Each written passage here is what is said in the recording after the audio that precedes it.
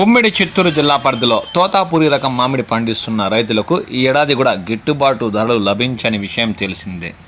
Season ప్రారంభమై 2 వారాలు గడుస్తున్నా ఇప్పటికీ కూడా రైతులకు గిట్టుబాటు ధర లేక ఇబ్బందులు పడుతున్నారు.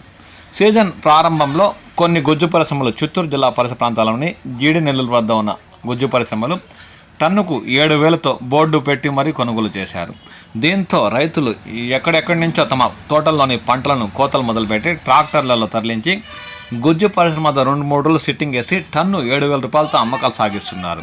కానీ ఇప్పుడు చిత్తూరు జిల్లాలోని గుజ్జు పరిశ్రమలంతా ధరను తగ్గించేయడంతో రైతులకు ఏమీ దిక్కుతోచని పరిస్థితి దాపరిస్తుంది. జీడినెల్లూరు వద్ద ఉన్న గుజ్జు పరిశ్రమ టన్నుకు 7,000 కొనుగోలు చేస్తున్న సమయంలో ఉమ్మడి చిత్తూరు జిల్లా పరిధిలోని ర్యాంపులు మండీల వద్ద రైతుల నుండి టన్ను తోతాపురి రకం గుజ్జు కోసం 5,000తో కొనుగోలు చేస్తున్న విషయం తెలిసిందే. ఇప్పుడు ఉమ్మడి చిత్తూరు జిల్లా పరిధిలోని గుజ్జు పరిశ్రమలన్నీ టన్ను 6,000తోనే కొనుగోలు చేస్తుండడంతో అందులో కూడా రూపాయి తగ్గించేయడంతో రైతులకు ఏమీ దిక్కుతోచని పరిస్థితి దాపరించింది.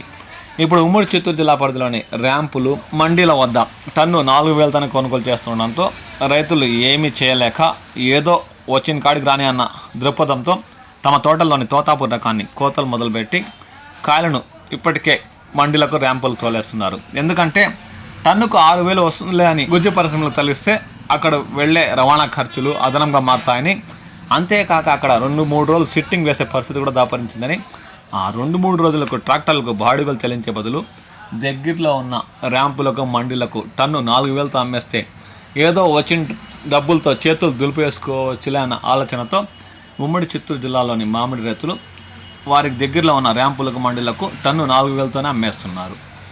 ఇక తిరుపతి జిల్లా పాకాల మండలం దామల్తి నుండి కొత్తపేటకు వెళ్లేదారిలో ఉన్న షోలాపూర్ మామిడి వ్యాపారస్తులు మండీలో ఏర్పాటు చేసి గుజ్జు పరిశ్రమల కోసం ఎక్కువగా సరుకు కొనుగోలు చేసేందుకు తోతాపురి రకానికి టన్నుకు 5,000 ఎక్కువగా కొనుగోలు చేస్తున్నట్లు రైతులు పేర్కొంటున్నారు.